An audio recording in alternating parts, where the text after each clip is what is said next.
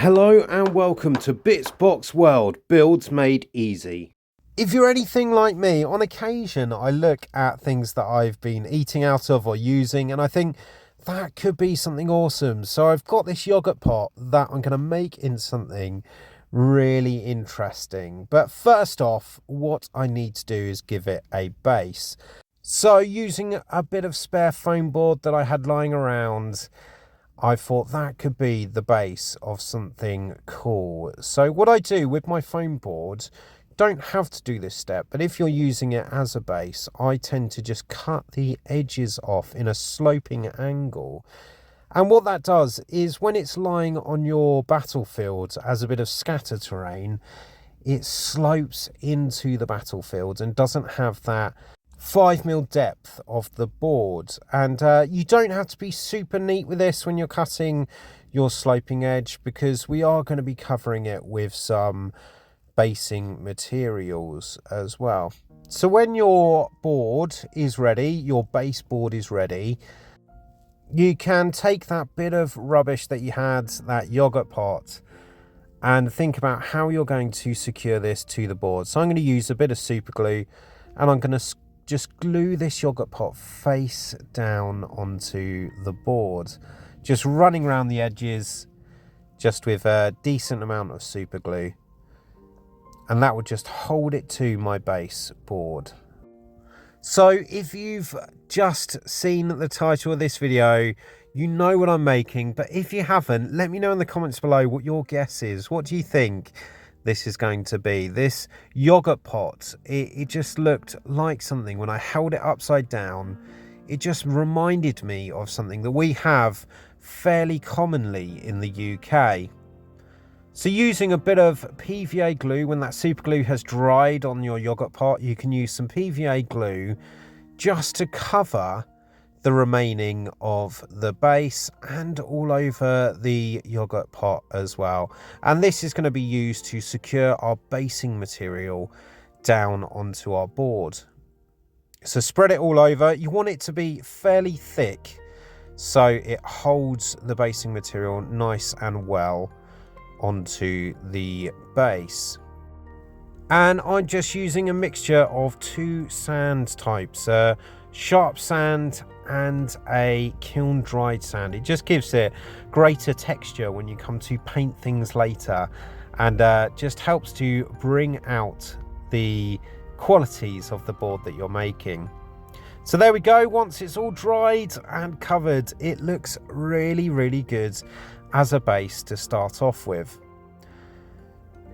So I went and had a look in my garden for some stones, and I've also got a bit of foam board here as well, styrofoam board.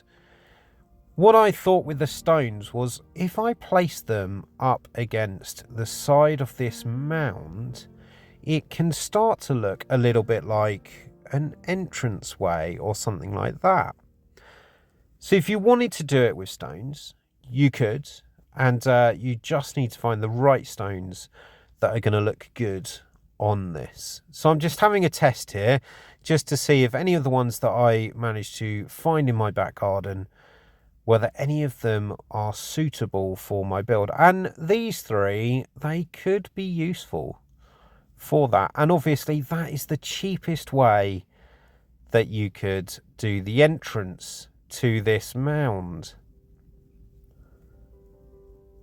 Alternatively, you could use a bit of polystyrene or styrofoam board, and I am going to use this styrofoam board. I haven't used this that often, so it was a bit of a learning curve with using this material.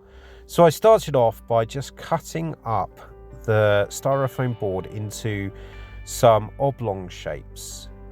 What I wanted to do was just make this look a bit more stone-like it is a big standing stone, like a megalithic stone. And the way that I did that was just by using my Stanley knife, taking off a bit of the edging, but also in the middle, picking some holes just with the very tip of that knife and pulling that out. You can also use your fingers just by pressing against the side of the board, it snaps fairly easily. And this also is incredibly lightweight. So the difference with using the stones from my garden, it does add a bit more weight to your board, whereas styrofoam is incredibly light, but both could be a good option. So make sure that your styrofoam is all made to look stony when doing this, because when you come to texture it later or paint it later, you want them to look realistic. So here's mine, 4 megalithic stones, and if you compare them against another stone, I think they don't look too bad. They do have a sort of stony effect, but obviously to get a stone like look is the best you'll get is by using a stone.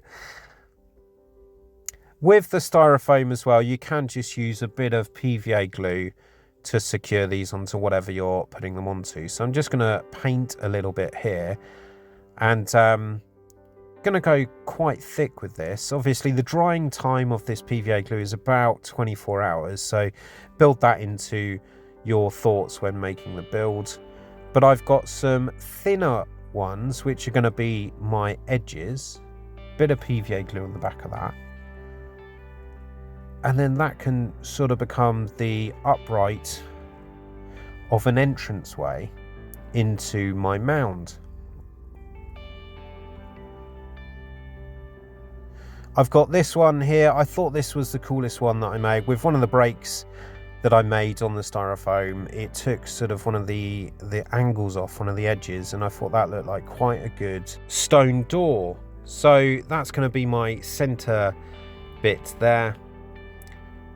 Have you got any clue what I'm building yet? There's been something that's happened recently. We've just had Easter, and Easter is the remembrance and celebration of one of the most famous tombs. Oh, I just said it there, tomb. Okay, so I'm making a tomb.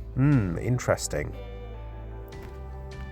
So this model that I'm building at the moment is going to be used as scatter terrain in a game that I'm going to be playing soon. So I've been making a lot of things for my hobby, the old world, or Warhammer Fantasy as it used to be called, and this tomb is going to be used in one of those. My friend, he was just commenting that it could be the ushering in of the Green Knight, if you know who the Green Knight is and what army he holds to.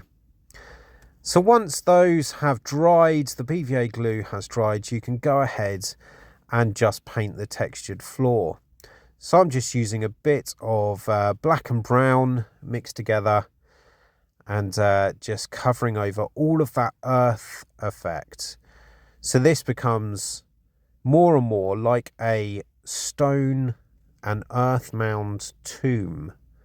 So in the UK, we've got lots of these all about, lots of them built by the Anglo-Saxons, and you can go and visit these and go and stand upon the top of these. So bit of history there. With the stones, I'm going to make these a grey effect. So again, a bit of black mixed in with a bit of grey, and just paint that over the top to make them start to look like megalithic, cool, that's a hard word, megalithic grey black stones.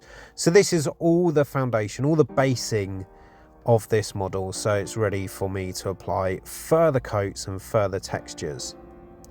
So it's looking pretty good, but the megalithic stones, they are sort of sticking out a little bit. They look very big for the mound, but don't worry about that. The yogurt pot is going to work. So using a bit of PVA glue, mix that in with some water so you get this really wet solution, really good for pasting over. And this is going to be the adhesive material for our next coat of flocking. So you want to put this on fairly thickly, but because my next bit of flock that I'm going to put on is going to be sort of a grassing effect, I don't want to cover the entirety of my tomb. I want to have this in areas that I think the grass is going to grow. I painted the mud effect earlier, so obviously I'm going to keep a bit of the mud effect as well. And I'm using this 5mm static grass. What I've coined, maybe I'll put it on a t-shirt at some point, is pinch and pull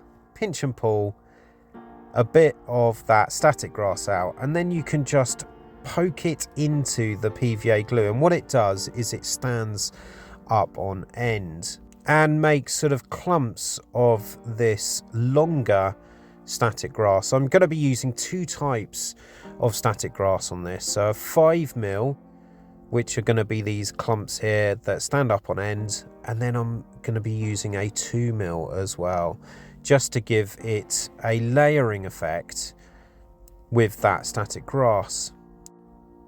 Now, if the grass does fall over at all, you can lift it and straighten it with a paintbrush and just the edge of your finger. And I want this to have a sort of layered effect as well. I'm going to be using some 5mm yellow grass as well. Like, there's some areas, some patches that have died because of, I don't know, maybe the soil is infected with the rot of the champion that's buried beneath the mound. So using a paintbrush, if you just edge it against that and your finger, then you can lift the grass up so it stands up on end. And when you come to put the shorter grass on, that means that this grass will poke through. So here we've got the 2mm static grass, and I'm just going to layer this over all of the PVA glue that's left, and also the grass that I've put on previously. And because it's longer, it will poke through and create longer sections in the grass. I do really like using static grass. It's a really cool bit of scenery building material. It stands up on end and really adds an element to any fantasy game. And with this, you can be quite generous when you're pouring it on, because when you tap off your board, all of the bits that haven't stuck into the glue just drop off. And the great thing about it is, because it all clumps together, because it's static, you can just pick it up and drop the remainder in those areas that still need a bit more of the grass. So make sure everything is covered, and what you'll start to see is my longer bit sticking through out of the top of that static grass. So let me know if you've been doing any builds recently, if there's been anything that you would like me to make or have a go at, if there's anything that you would like to see my view or take on. That would be awesome. Just put a comment in the comments below. I'm focusing a lot on fantasy, the old world, things like that. My background, I love things like Lord of the Rings, but I also love history as well. So that influences a lot of my builds. See, with that static grass, just sweep it all together, all clumps together, and then you can just put that remainder back in the pot. Awesome, awesome stuff. And then using a paintbrush, if any of that taller grass has gone under the clumps there, you can just pull it up again so it stands up on end and sits out. And those megalithic blocks, they're starting to look really good. Any gappage that we saw earlier has now been hidden by the longer grass, and it's starting to come together. Once that's dry, I do just want to go over the earth that is still sticking out. I could have grassed the entirety of this, but I went to the effort of painting the earth, so I'm just going to go over it with a bit of highlight. So that's just a bit of brown and bleach bone. And then for the stones, I've just got one of these tester pots that I picked up at Wickes, so it's just wall paint. And I really liked the colour. It was a slate colour. Again, going to mix that grey in with a bit of white and then just go over the edging of my stones, and that really starts to bring out the highlights of these, and they start to look really, really good, in my view anyway.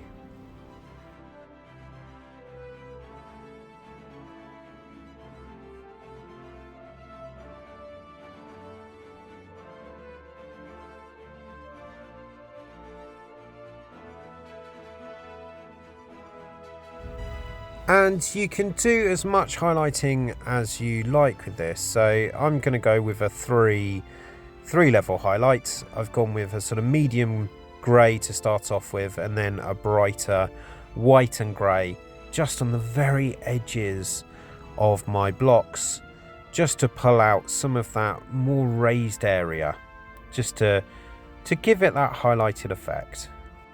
And there we go, this tomb is looking pretty good, but it needed one more thing.